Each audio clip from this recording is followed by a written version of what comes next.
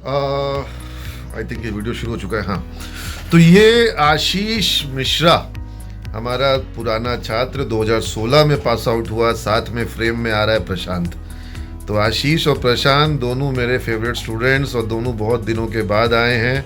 Lockdown में मिलना जुलना वैसे ही कम हो गया था और बच्चे ने कल ही मुझे मैसेज किया कि सर मैं मिलने आना चाहता हूँ। मैंने बोला आ जाओ। और मैं पटना सिटी का रहने वाला हूँ। मेरा जन्म पटना सिटी में हुआ और मेरा बचपन पटना सिटी में गुजरा। और मेरे घर के सामने एक मंदिर था, जिस मंदिर में इसके दादाजी वहाँ के मुख्य पुजारी, मंदिर के कर्ता धर्ता, बाबा तिलेश्वर नाथ बाबा के मुख्य सेवक, उनके मुख्य भक्त। तो इनके बाबा से मैंने भगवान जी की पूजा सीखी और बहुत डांट खाई और वो बहुत प्रेम करते थे। और दादी जो इनकी थी वो कुएं से जल भर करके मुझे देती थी भगवान भोलेनाथ पे चढ़ाने के लिए। तो इतना सब कुछ मुझे आशीष मेरे यहाँ पढ़ता था, मुझे नहीं पता था कि ये उस मंदिर के परिवार से है। और एक दिन मेरे पास ये बच्चा आया था कि सर मैं पारिवारिक जिम्मेवारियों के कारण आगे की पढ़ाई करने में समर्थ रहूँ, और इसके वजहों को जानने के बाद मैंने बोला कि तुम चुपचाप पढ़ाई करो और कुछ माथा मत लगाओ, तुम्हारा जो टेंशन है वो मेरा हुआ और तुम पढ़ाई पे ध्यान दो। और तुमको खाली एक ही शर्त पे हम अलाउ कर रहे हैं कि तुम क्लास एब्सेंट नहीं करोगे, जैसे भी हो तुमको पढ़ाई करना है, क्लास करना है। इस लड़के ने पढ़ाई करी, हिम्मत करी, क्लास किया और इसको विप्रो में प्लेसमेंट मिला। ये सक्षम बना। इसको हम बोले थे कि तुम पढ़ाई छोड़ दोगे तो तुम सक्षम नहीं रहोगे और तुम परिवार का जो मदद करने के लिए भी पढ़ाई छोड़ रहे हो, तुम कुछ मदद नहीं कर पाओगे। और इसने मेरी बात मानी, चाहे जो हुआ जैसे हुआ। उस दिन ये बहुत व्याकुल था, लेकिन आज ये इस बात को मानेगा कि सही निर्णय किया इसने। क्या आशीष? हाँ हाँ। और अगर वो पढ़ाई छोड़ दिया होता तो कुछ ना कुछ अच्छा कर रहा होता। पटना सिटी का मेहनती लड़का है, कुछ ना कुछ रोजगार करता, परिवार का भरण पोषण करता। लेकिन हमने चर्चा करी कि आशीष और प्रशांत आए हुए हैं और 2016 में ये लोग पास आउट हुए। विप्रो में दोनों को ही पोस्टिंग मिली, लेकिन आज दोनों 2 स्थानों पर पहुंच चुके हैं और दोनों आगे बहुत अच्छा करेंगे। अब इन्हीं लोग से सुनते हैं इनकी कहानी। सबसे पहले शुरुआत कर रहा हूं मैं आशीष के साथ। ठीक है आशीष, तुमने कब एडमिशन लिया था और उसके पहले की बात और उसके बाद की बात बताओ। मैंने 2013 में एडमिशन लिया था सीमेज हाँ, में। हाँ। मेरे बहुत सारे दोस्त लोग यहाँ पढ़ते थे, उनसे मुझे सीमेज के बारे में पता चला। और सीमेज में मैंने 3 साल पढ़ाई की BCA की। और हम लोगों के साथ सबसे अच्छी बात ये रही कि 3 महीने हम लोगों ने मगध यूनिवर्सिटी में पढ़ाई की। उसके बाद में हम लोगों को AKU का एफिलिएशन मिल चुका था। तो हम तुम्हारी क्लास में आए थे और तुम लोगों को बोले थे कि जो लोग चाहता है कि AKU में आ जाओ उसको हम अलाउ करेंगे और नया एडमिशन हम AKU में नहीं लेंगे। जो मगध वाले लोग हैं उनको पहला विकल्प देंगे। ठीक है, और ये बहुत कम सीट बची है, इसलिए जब मतलब अच्छे छात्र होंगे वही लेंगे। हाँ, ऐसा हुआ था कि हम बोले थे कि भाई जो हमारे पुराने स्टूडेंट हैं वो लोग को कोई मौका दे देते हैं कि तुम लोग आ जाओ। मगध तो है, जो मगध में रहना चाहे वो मगध में रहे, लेकिन जो चाहता है आना AKU में वो आ जाए। जबकि AKU की फीस अधिक थी। आपने ये भी बोला था कि तुम लोगों को एक्स्ट्रा फीस नहीं लगेगा। उसमें मेरे को बहुत नुकसान था, लेकिन था कि भाई पढ़ाई अच्छी हो जाएगी। हाँ, क्योंकि तुम लोग ये मानोगे कि अब ये सब बात कैमरे पे बोलने में दिक्कत है कि दोनों में अंतर है, लेकिन अंतर था। सेमेस्टर सिस्टम था और सिलेबस का अंतर था। इसमें हम लोगों को फर्स्ट सेमेस्टर में पाइथन जो कि अभी भी वाइडली यूज होता है और मगध में नहीं है। अभी जब AKU के इंस्पेक्शन टीम आई थी तो उसमें जो सिलेबस बनाए थे विजय बहादुर सर वो भी आए थे। तो वो बड़ा अपना तारीफ कर रहे थे कि मैंने पाइथन डाला, क्योंकि पाइथन का वर्कशॉप चल रहा था हम लोग का उस वक्त IIT कानपुर के साथ में भी जो चल रहा था। हम बोले दैट इज वेरी गुड। लेकिन हम उनसे पूछे कि सर PHP क्यों नहीं डाले, वेब में PHP जो है सिलेबस में क्यों नहीं डाले? थर्ड सेमेस्टर वेब डेवलपमेंट था सर, लेकिन तो PHP नहीं था। PHP आज भी सिलेबस में नहीं है। PHP और ASP, ठीक है, इसके बिना वेब कैसे आपका पूरा होगा? ठीक है, और मगध तो खैर भूल ही जाओ, लेकिन आर्यभट्ट में भी वो नहीं था और आज भी नहीं है, जो कि होना चाहिए। बहुत सारी ऐसी चीजें हैं सर जो होनी चाहिए। तो हम लोगों ने मगध से हटके अब आर्यभट्ट की तरफ बढ़ा हम लोग। और वहाँ पे हम लोगों ने इतनी अच्छी यहाँ पे पढ़ाई मिली हम लोगों को कि हम लोगों का पहला बैच था जो कि 3 महीने ऑलरेडी डिले हो चुका था। फिर भी हम लोगों ने टॉप 10 में जगह, बहुत सारे स्टूडेंट ने हम लोगों ने बनाया। टॉप 10 में 7 या 8 ही स्टूडेंट हम लोगों के सीमेज के थे। ये चौंकाने वाली बात थी कि 6 महीने की पढ़ाई हम लोगों ने 3 महीने में करी, फिर भी 10 बच्चे टॉप 10 में। हाँ। आगे जाके और भी गौरवान्वित तब हुए हाँ। जब दीपक ने धीरज धीरज उसने गोल्ड मेडल जीता। हाँ। और भी पहले बैच से होने के बावजूद वो हर साल मिला, आज तक हाँ, मिल रहा है। आज तक मिल रहा है। तो जरूर कुछ ना कुछ पढ़ाई में है ऐसा जो कि दूसरे संस्थानों में नहीं है, क्योंकि आर्यभट्ट से बहुत सारे संबंधित हैं कॉलेजेस। और हम लोग खाली पढ़ाई नहीं, तुम लोग के समय में पढ़ाई के अतिरिक्त एक्टिविटी भी बहुत होता था। यस सर, हाँ? एक्स्ट्रा करिकुलर भी और एड-ऑन्स भी, जो एड-ऑन्स होते हैं, क्योंकि तुम लोग के समय में भी वेबसाइट डेवलपमेंट का भी हुआ था। हाँ, हाँ, क्लासरूम में ही एक बार वेबसाइट डेवलपमेंट कंपटीशन करवाए थे। हाँ, yes, sir. हाँ, Yes, तुम लोग वेबसाइट बनाए थे तरह तरह का। इंफॉर्मेटिका का भी वर्कशॉप हुआ था। और वो अभी कंपनी में जब मैं देखता हूँ इंफॉर्मेटिका में लोगों को मतलब लाखों लाख के पैकेज तो उठाया जाता है। हाँ, और कहीं कोई कॉलेज इंफॉर्मेटिका की बात नहीं करता है। नहीं, नहीं, sir. हाँ, इवन कि जब मैं कॉलेज में जब था तो हाँ। इंफॉर्मेटिका होता है, ये क्या है इंफॉर्मेटिका, हाँ। सिलेबस में नहीं है, क्यों पढ़ना है? डेटा वेयर हाउसिंग के लिए वो। बिल्कुल डेटा साइंस का पार्ट है. हाँ, डेटा साइंस का पार्ट है। हाँ, लेकिन अब जब मैं देखता हूँ कि इंफॉर्मेटिका हम लोग को उस समय में कॉलेज में पढ़ाया गया था, यानी हाँ। फ्यूचर सोच के पढ़ाया गया था, हाँ। तो बहुत ज्यादा अच्छा चीज है, हाँ। ऐड ऑन करना चाहिए, क्योंकि सिलेबस में बहुत सारी ऐसी चीजें नहीं होती लेकिन हैं। तुम लोगों के संग एक चीज या जो अभी भी बच्चे पढ़ रहे हैं, सिर्फ सिलेबस और सिर्फ एड ऑन की मैं बात करना नहीं चाहता हूँ। मैं हमेशा चाहता हूँ कि उनका ओवरऑल डेवलपमेंट हो। तो जैसे अभी बच्चे चित्रलेखा उपन्यास पढ़ करके मेरे से चर्चा की है, रात को 7 बजे बैठे और 9 बजे तक चर्चा की है। अब तो आजकल ऑनलाइन में सुविधा है ना, मैसेज डाल देते हैं कि आज रात को 7 बजे जुड़ेंगे हम, ठीक है, तो बच्चे जुड़ जाते हैं। तुम्हारा भी हम चाहते तो अभी ऑनलाइन कर सकते थे, सारे बच्चे ऑनलाइन जुड़ जाएंगे तुम्हारे साथ, अभी कभी किसी दिन करेंगे और बच्चे सब ऑनलाइन जुड़ जाएंगे और तुमको भी जोड़ लेंगे ऑनलाइन में, प्रशांत तुमको भी जोड़ लेंगे और घर से बैठे बैठे और शाम में मतलब 7 बजे करेंगे। 8 बजे एलुमनाई मीट में तो मैंने ज्वाइन भी किया था, एलुमनाई वाले में। हाँ, तो उसमें भी जुड़े थे ना। अब ये नए बच्चों के संग, बिल्कुल ठीक है, नए बच्चों के संग ये काम, और अब इसका जरूरत है। और कोई एक अगर स्किल तुम सीखे हो जो तुमको लगता है कि नई बच्चों को तुम सिखा सकते हो, तो तुम उसको सिखाओ, बिल्कुल। ठीक है। जैसे मैंने शायद अभी तक वीडियो में बताया नहीं कि एसेंचर में अब ये किस पोस्ट में गए हो, senior data analyst. Senior data analyst के पोस्ट पर गया है आशीष। तो अब खूब कमाओ, धन खूब कमाओ, परिवार को खूब सुख सुविधा दो, लेकिन एक जिम्मेवारी यह भी रखो कि तुमको नई पीढ़ी को कुछ देना है।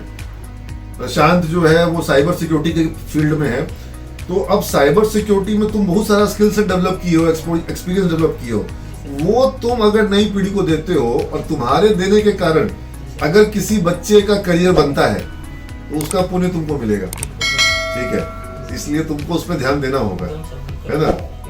तो अब प्रशांत से मैं जानना चाहूंगा उसके बारे में, बैकग्राउंड के बारे में, और कैसे सीमेज में आया। तो सर मैं बहुत ही मिडिल क्लास फैमिली से बिलोंग करता था। तो एक्चुअली मेरा एम था नॉर्मल बीए करना, क्योंकि मुझे ज़्यादा इंटरेस्ट नहीं था। इंटर में भी मार्क्स बहुत कम थे मेरे, बट एक्चुअली यहाँ पे मेरे फ्रेंड्स लोग कुछ थे पहले पढ़ते थे, तो उन्होंने बताया था सीमेज के बारे में। तो यहाँ पे आके फिर मैंने पता किया बीसीए कोर्स के बारे में। मेरा भी एडमिशन सर मगध यूनिवर्सिटी में ही हुआ था। फिर बाद में 2-3 महीने के बाद हमारा ट्रांसफ़र हुआ AKU में। तो उस टाइम पे सर फिर फर्स्ट सेमेस्टर में जैसे आशीष ने बताया पाइथन वगैरह करने का मौका मिला सर। तो उस टाइम पे, और सर स्पेशल बात ये कि जो ट्रेनिंग जो सर हमारा हुआ था वो मेरा जावा में हुआ था। उस स्टार्टिंग से मेरा साइबर सिक्योरिटी वाला ही फील्ड था। जावा में सर बाकी कॉलेज के जो स्टूडेंट्स थे उनको एक्चुअली समझ नहीं आता कि कैसे करना है, इंडस्ट्रियल जावा भी करवाया गया होगा, राइट है ना। सिंधु सर लिए होंगे इंडस्ट्रियल जावा। तो बाकी स्टूडेंट्स को जो चीज़ समझ में नहीं आता वो चीज़ हम लोग आराम से, सीमेज के जो स्टूडेंट्स थे मेरे बैच में, मैं था, सुदामा जी थे, सुदामा जी को भी शायद आप जानते हैं। वो दो, तो मतलब हमारा सबसे पहला कोई भी अगर हमारा प्रोजेक्ट खत्म होता था, क्योंकि वो सारा चीज़ हम लोगों ने तुम लोग लाइब्रेरी मैनेजमेंट का बनाया था ना। नहीं सर, पारस हॉस्पिटल का था हमारा, पारस का था। हाँ, लाइब्रेरी मैनेजमेंट का भी हम ही लोग का है सर, MU का बच्चे बनाए थे। तो उसमें सर तो वही सब चीज़ है। उसके अलावा फिर इंफॉर्मेटिका, एंड्रॉइड डेवलपमेंट वगैरह का सबका हुआ था हम लोग का। वो सारा हम लोग का एमटेक के कोर्स में प्रेजेंट था सर, वो सारा सिलेबस। तो जो चीज़ बाकियों को समझने में दिक्कत होती है उससे हम लोग को आराम से नहीं, ये बात हमको कई बच्चों ने बताई कि विप्रो में जो उनको ट्रेनिंग मिली, तो वहां पर उनको कॉलेज से मिला हुआ जो पढ़ाई था वो काम आ रहा था, ठीक है। और इंफॉर्मेटिका भी विप्रो करवाता है, और जो IIT बॉम्बे का स्पोकन ट्यूटोरियल का कई सारा मॉड्यूल है वो भी विप्रो करवाता है, और वो हमारे यहाँ बच्चे कई लोग पहले ही कर चुके थे। हाँ, ये एक चीज हुआ है। मतलब इसको हम लोग इस रूप में देखते हैं कि बिहार में लोग BCA को डिग्री के रूप में देखते थे, और सीमेज में BCA को डिग्री के रूप में कभी भी ना बच्चों ने देखा, ना उसको हम चाहते हैं कि वो BCA की डिग्री के लिए आए यहाँ पर।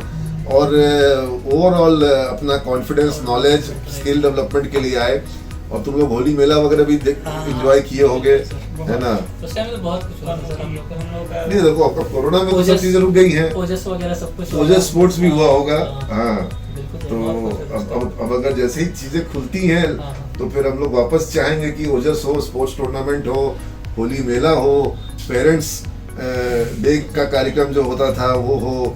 हाँ, वुमेन्स डे का 8 मार्च को जो होता था वो भी बहुत बढ़िया होता था। इंटरनेशनल वुमेन्स डे के अवसर पर होता था। इंटरनेशनल पेरेंट्स डे हम लोग बहुत अच्छे से ऑर्गेनाइज कराते थे। अच्छा, चलिए, तो इसी बीच में अब मैं आपका परिचय कराऊंगा आशीष की संगिनी के साथ।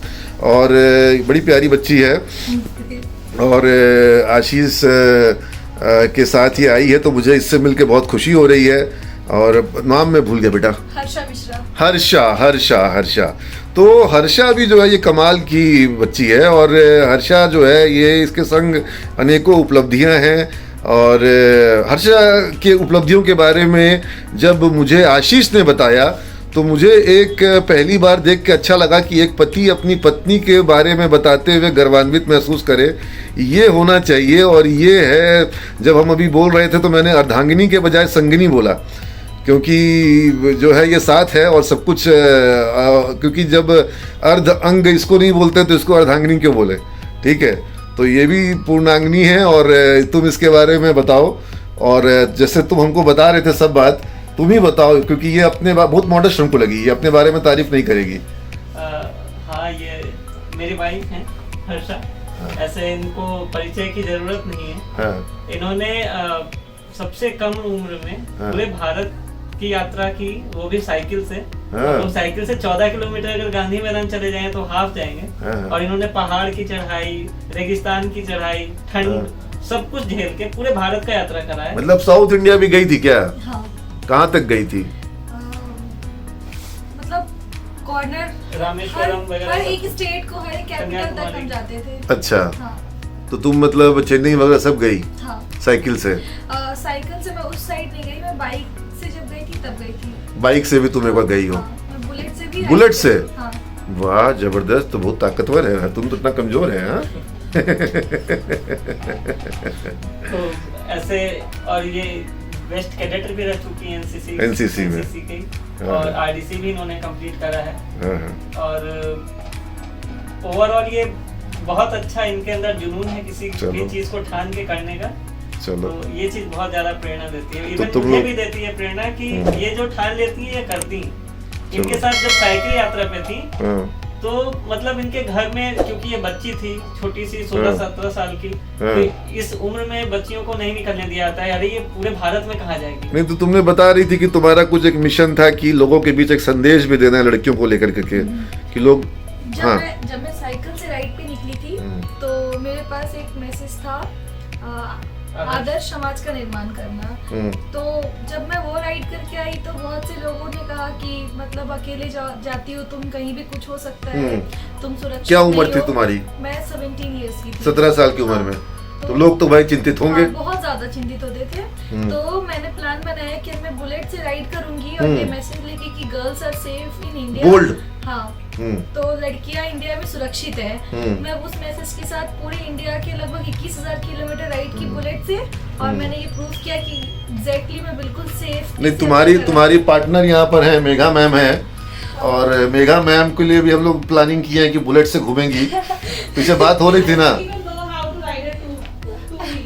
हाँ, लेकिन एक दिन बात हो रही थी ना कि तुम्हारे लिए अगर कोई 2 व्हीलर खरीदना होगा तो वो रॉयल एनफील्ड का बुलेट लेना होगा। हाँ, दूसरा कुछ तुम पे सूट करेगा नहीं, स्कूटी तुम पे सूट करेगा नहीं। नीरज, इनको बच्चों से मिलवाते हैं और ये दोनों को टास्क दे दिए हैं। अगर इन लोग दोनों नहीं पढ़ाया, प्रशांत को साइबर सिक्योरिटी पढ़ाना है और आशीष को डेटा एनालिसिस पे पढ़ाना है, ठीक है? अगर नहीं पढ़ाया ना तो ये दोनों को अनफ्रेंड कर देंगे हम। सही बता रहे हैं। हाँ हाँ हाँ, हम अनफ्रेंड कर देंगे, बता दे रहे साहब। सिर्फ डेटा एनालिस्ट ही क्यों, बल्कि टेक्निकल एनालिसिस भी, और जो शेल में हम लोगों ने सीखा है वो भी, एसक्यूएल भी, जो भी टेक्निक्स हैं, जो भी स्किल्स हैं, वो बिल्कुल बच्चों को जानना चाहिए। और ये भी जानना चाहिए कि एवरेज स्टूडेंट होने से कोई दिक्कत नहीं होता है। हाँ। बस आप लगन से पढ़ाई कीजिए। जो तुम पढ़ाई हिंदी मीडियम से पढ़े थे, इंग्लिश मीडियम से पढ़े थे? मैंने इंग्लिश मीडियम से पढ़ाई की है, लेकिन मैं बचपन से हिंदी पढ़ना चाहता था, तो हिंदी से हमेशा से तुम तो जुड़ा हिंदी रहा है। साहित्य भी पढ़ता था? यस सर, हमेशा से हिंदी से जुड़ा रहा है, वो कभी हटेगा नहीं। बहुत बढ़िया। लेकिन क्लाइंट कभी भी यूके और यूएसए से ही आते हैं। क्लाइंट यूके और यूएस वाले डील हो जाते हैं ना। बिल्कुल। चलो, तो आपको पढ़ना पड़ता है। बहुत बढ़िया। हमको तुम्हारा उस दिन का भी स्पीच याद है, फेयरवेल में होटल पनाश में, जब तुमने। मुझे एक चीज याद आ रही है सर, बताओ। जब मैं कॉलेज में पहले दिन आया था, हाँ। तो बाहर में बड़ा बड़ा पोस्टर लगा था हाँ। बच्चों का। हाँ। तो उस समय मैं बाहर खड़ा होकर देख रहा था, हाँ। और पता नहीं इतना जुनून तो था नहीं मेरे अंदर, हाँ, छोटा हाँ। सा बच्चा। हाँ। उस दिन मैं सोचा था कि ये पोस्टर में मेरा भी किसी दिन होगा ना फोटो। ये लगा होगा, ये लगा होगा। सर पूरे पटना में बहुत जगह मैंने फोटो देखा था। हाँ। हम लोगों का जब 32 बच्चों ने। ये इसका फोटो डालो अखबार में, अगला ऐड आएगा ना, उसमें इसका डलवाओ, ठीक है? फ्रंट पेज पर डलवाओ इसको। तुम प्रेरणा हो, हाँ, सर, दोनों पर डलवाओ। प्रेरणा। तुम किस कंपनी में अभी प्रशांत? सेवेंटेक में सर, हाँ? साइबर सिक्योरिटी की कंपनी है सर, कैलिफोर्निया की। कैलिफोर्निया की कंपनी है? जी सर। अच्छा, तुम क्या बता रहे थे कि तुमको अभी विप्रो वाला कहाँ भेजने को तैयार हो रहा है? अभी जब मैंने पेपर डाउन किया है तो हाँ। इंटरनली बात चल रही है, वो मैं एक्सपोज नहीं कर सकता। चलो ठीक है, चलो ठीक है। हाँ, तो हाँ, हाँ। retain करके- नहीं, लेकिन अगर तुमको ऑन साइट भी मिलता हो तो वो तो तुम्हारे लिए विचार का विषय होगा, कि क्योंकि उसका एक्सपोजर अलग लेवल का होता है, और on site always come with additional enhancement perks and then some additional expenses also. Life is costly over there. हाँ, अगर life is आपका यहाँ costly 9 over there. लाख है तो वहाँ आपको 90 लाख तक मिलेगा। हाँ, लेकिन लाइफ थोड़ी कॉस्टली होती है बिल्कुल वहाँ होती है, पर। बिल्कुल हाँ, होती है। हाँ, हाँ। But you can save their. हमारे बच्चे ऑन साइट जा चुके हैं, सीमेज के बच्चे ऑन साइट पे जा चुके हैं। तो अब सीमेज के बच्चे किस कंपनी में, अभी बस सिर्फ हमको अभी तक गूगल का नहीं पता है, गूगल फेसबुक का हमको नहीं पता है। अमेजन में अपने बहुत बच्चे हैं, बहुत अमेजन में, और इंटेल में तुम कृष्णा कुणाल की बात कर ही रहे थे, माइक्रोसॉफ्ट में हमारे स्टूडेंट्स काफ़ी हैं, ठीक है? तो मतलब अगर हम टारगेट करते हैं, जैसे ये टारगेट हम करते भी हैं, ये मेरे टारगेट्स में है, पदार्थ से डिस्कस कर भी रहे थे कि गूगल में बच्चों को भिजवाना है, और अभी हम लोग उसको नहीं कर पाए हैं। छोटा सा हमारा ये संस्थान, लेकिन आज हजारों की संख्या में बच्चे जो हैं, मतलब विप्रो का तुम कोई कैंपस बता दो जहाँ सीमेज का बच्चा नहीं हो। हर हर हर पुणे से लेकर के तुम्हारा कोयम्बटूर, चेन्नई, हाँ, सब जगह पर तुम्हारा हैदराबाद, कोलकाता, नोएडा, भुवनेश्वर, सब जगह तुमको सीमेजन मिलेगा। सर मुझे लगता है कि शायद विप्रो इस डर से बिहार में कोई अपना ब्रांच नहीं खोल रहा है। नहीं, विप्रो को बिहार में लाने का मेरा मिशन है, उस पर मैंने काम किया है। और कमी ये है कि देखो, बिहार में शिक्षण संस्थानों की भी कमी है। आज अगर साउथ में डेवलप हुआ सॉफ्टवेयर सेक्टर, क्यों डेवलप हुआ? क्योंकि साउथ में सॉफ्टवेयर के लिए इंजीनियरिंग कॉलेजेस की चेन पहले आई।